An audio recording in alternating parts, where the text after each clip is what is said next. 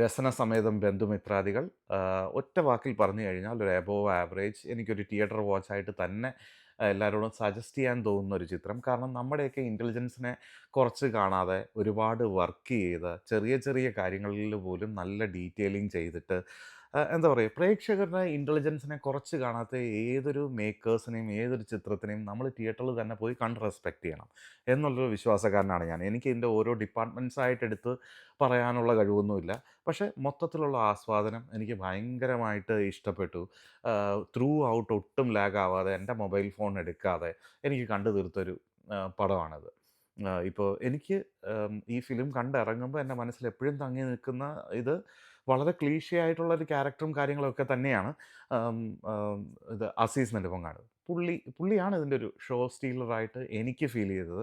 ഒരു വലിയ star cast തന്നെയുണ്ട്. അസീസ് നെടുമങ്ങാട് അല്ലാതെ നോബി, അനശ്വര രാജൻ, ജ്യോതിർ, ജോമി ജ്യോതിർ, ആ പുള്ളി സ്ഥിരം കോമഡി ആയിട്ടൊക്കെ വരുന്ന വാഴയിലൊക്കെ വന്ന പുള്ളി, പിന്നെ സിജു വിൽസൺ, ഒരുപാട് ആക്ടേഴ്സ് ഉണ്ട് ഇതിനകത്ത്. ഒരു മരണ വീട്ടിനെ റെപ്രസെൻ്റ് ചെയ്ത് വരുന്ന ആൾക്കാർ, അവിടുത്തെ ചുറ്റുവട്ടങ്ങളിൽ എന്താ സംഭവിക്കുക, അവിടുത്തെ വെള്ളമടി, അവിടുത്തെ പാരവെപ്പ്, അവിടുത്തെ അടുക്കളയിലെ പെണ്ണുങ്ങൾ തമ്മിൽ സംസാരിക്കുന്നത്, ഒരു തിരുവനന്തപുരം പശ്ചാത്തലമൊക്കെ ഒരു സാധാരണ കുടുംബത്തിൽ നടക്കുന്ന സംഭവ വികാസങ്ങളാണ് ഈ പടത്തിലുള്ളത്. എനിക്ക് ഭയങ്കര ഇഷ്ടപ്പെട്ടു. എനിക്ക് ഭയങ്കരമായിട്ട് റിലേറ്റ് ചെയ്യാൻ പറ്റി.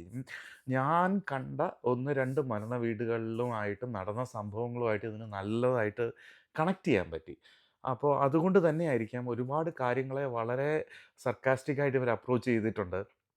കഷ്ടമാണ് ശരിക്കും ഒരു മരണത്തിൽ പോലും ഒരു സാധാരണ കുടുംബത്തിന് ഇത്രയും കാര്യങ്ങളൊക്കെ അനുഭവിക്കേണ്ടി വരുന്നത്. ഒരു സർക്കാസമായിട്ട് പറയുമ്പോൾ പോലും നമ്മൾ ഒരുപാട് ചിരിക്കുകയും കുറേ കാര്യത്തിൽ നമ്മളെ ചിന്തിപ്പിക്കുകയും ചെയ്യുന്നുണ്ട് ഈ പടം. അപ്പോൾ അങ്ങനെ നോക്കുമ്പോൾ തീർച്ചയായിട്ടും ഈ പടം ഒരു തിയേറ്റർ വാച്ച് അർഹിക്കുന്നു എന്ന് എനിക്ക് തോന്നുന്നു. ഒരു പക്ഷേ ഞാൻ ഇങ്ങനെ എടുത്തു പറയാൻ കാരണം എന്ന് വെച്ച് കഴിഞ്ഞാൽ, ഇത്തരം സിനിമകൾക്കൊരു വിധി എന്ന് പറയുന്നത് ഓക്കെ, ഒരു എബോവ് ആവറേജ് ഫിലിം ആണെങ്കിൽ തീർച്ചയായിട്ടും ഇത് OTT മതി എന്ന് പറഞ്ഞ ആൾക്കാർ മാറ്റിവെക്കാൻ സാധ്യതയുള്ളൊരു സിനിമയാണ്. അപ്പോൾ അങ്ങനെ വരാതിരിക്കട്ടെ. ഇതൊരു നിറഞ്ഞ സദസ്സിൽ ഓടട്ടെ. കാരണം എന്ന് പറഞ്ഞാൽ നിങ്ങളുടെ കയ്യിൽ സമയവും ഒരുപാട് പൈസയും ഉണ്ടെങ്കിൽ തീർച്ചയായിട്ടും ഇത് തിയേറ്ററിൽ കാണാം. ഒരുപാട് ഒരു ഗ്യാതറിംഗ് ആയിട്ട് നമ്മൾ ഈ സിനിമ കാണുമ്പോഴത്തേക്കും നമ്മളുടെ ചിരി ഭയങ്കരമായിട്ട് ഇത് പടരും. എനിക്കങ്ങനെ തന്നെയാണ് ഇത് ഫീൽ ചെയ്യുന്നത്. ഒരുപാട് പെർഫോമൻസുകളുണ്ട്. ഇതിനകത്ത് ചില ആളുടെ പേരൊന്നും എനിക്കറിയില്ല. വീട്ടുപണിക്കായിട്ട് ഈ മരണ വീട് ആക്ച്വലി ഒരു കല്യാണ വീടാവേണ്ട സ്ഥലമാണ്. അപ്പം അതിന് വേണ്ടിയിട്ട് ഇവര് വീട് ഒരുക്കുന്ന സമയത്ത് 2 ആൾക്കാര് വരുന്നുണ്ട് വീട്ടുപണിക്കായിട്ട്. അവർക്കൊരു ത്രൂ ഔട്ട് റോളുണ്ട്. അവരൊക്കെ ചെയ്ത് വെച്ചിരിക്കുന്ന ഒരു ലെവലൊക്കെ ഉണ്ട്. ഒരു നാച്ചുറാലിറ്റി ഉണ്ട്.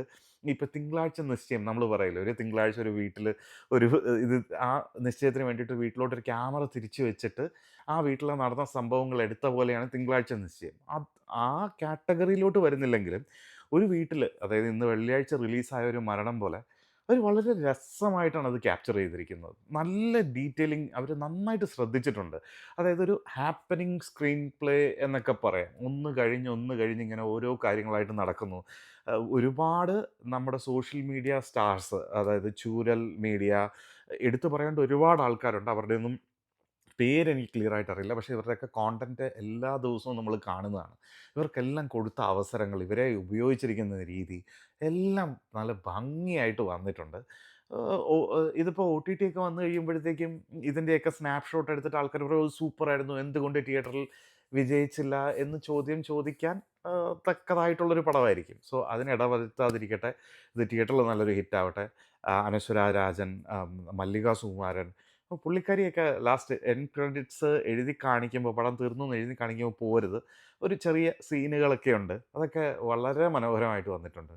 അതായത് മരണ വീട്ടിൽ നടക്കുന്ന കാര്യങ്ങൾ അത്യാവശ്യം ഒരു 95% നാച്ചുറലായി വൃത്തിക്ക് ക്യാപ്ചർ ചെയ്തിട്ടുണ്ട്. അതായത് എന്താ പറയുക, സ്ത്രീകളുടെ തന്നെ ഉള്ള രീതിയിലുള്ള ഗോസിപ്പ് കാര്യങ്ങൾ, ആണുങ്ങളുടെ കുത്തിത്തിരിപ്പുകൾ, പിന്നെ വന്നിരുന്ന് കണ്ട്രാക്ക് വിടുന്ന കാരണവന്മാർ, എല്ലാത്തിനും മെയിനായിട്ട് വരുന്ന കുറേ ആൾക്കാർ, അവരെ ചറിഞ്ഞിട്ട് അവരുണ്ടാക്കുന്ന പ്രശ്നങ്ങൾ, ഞാനില്ലെങ്കിൽ ഇതൊന്നും നടക്കാൻ പോകുന്നില്ല എന്നുള്ള ഒരു ചിന്ത, അങ്ങനെ കുറേ സംഭവങ്ങളെ വളരെ ബ്യൂട്ടിഫുള്ളായിട്ട് ക്യാപ്ചർ ചെയ്തിട്ടുണ്ട്. ഇതിൻ്റെ ഫ്ലോസ് ഒക്കെ പറഞ്ഞിട്ട് ഇപ്പം സിജു വിൽസൺ അവതരിപ്പിച്ചിരിക്കുന്ന ഒരു ട്രാക്കും, അങ്ങനെ ജോമി ജ്യോതിർ പുള്ളി അവതരിപ്പിച്ചിരിക്കുന്ന ക്യാരക്ടറിനൊക്കെ അതിൻ്റെയൊക്കെ ഒരു റേഞ്ച് ഉണ്ട്. അതൊക്കെ ഒരു രസമുണ്ട്. ചില ക്യാരക്ടറിനൊക്കെ ഇതിൻ്റെ ആവശ്യം ഉണ്ടായിരുന്നു എന്നൊക്കെ തോന്നാം. പക്ഷേ ചില പാളിച്ചകൾ അങ്ങനെയൊക്കെയുള്ള ചെറിയ പ്രശ്നങ്ങളൊക്കെ സംഭവിക്കാം. ബട്ട് ഓൾ ടുഗദർ എനിക്കൊരു ഒരു തിയേറ്റർ വാച്ചിൽ എല്ലാവരെയും സജസ്റ്റ് ചെയ്യാൻ പറ്റുന്നൊരു സിനിമയായിട്ട് തന്നെയാണ് തോന്നിയത്. സോ നിങ്ങൾ കാണുക. ഞങ്ങൾക്ക് ഓസ്ട്രേലിയയിൽ റോന്ത് എന്നുള്ള സിനിമ ഇവിടെ റിലീസ് ആയിട്ടില്ല. അടുത്ത ആഴ്ചയേ വരികയുള്ളൂ. ആ സിനിമ കണ്ടവർ തീർച്ചയായിട്ടും നിങ്ങളുടെ അഭിപ്രായം രേഖപ്പെടുത്തുക. ഈ സിനിമ കണ്ടവർ ഇതിൻ്റെയും അഭിപ്രായം രേഖപ്പെടുത്തുക. സോ എന്താ പറയുക, ഈ പറഞ്ഞത് ഞാൻ എൻ്റെ അഭിപ്രായമാണ് പറഞ്ഞത്. ഈ സിനിമയെ പറ്റി നല്ലത് പറഞ്ഞതുകൊണ്ട് പിന്നെ വേറെ പ്രത്യേകിച്ച് പ്രശ്നങ്ങളൊന്നുമില്ല. ബട്ട് സ്റ്റിൽ ചാനൽ സബ്സ്ക്രൈബ് ചെയ്യാത്തവർ, ഈ വാക്ക് പറയുമ്പോൾ എനിക്ക് എപ്പോഴും പ്രശ്നം വരുന്നുണ്ട്.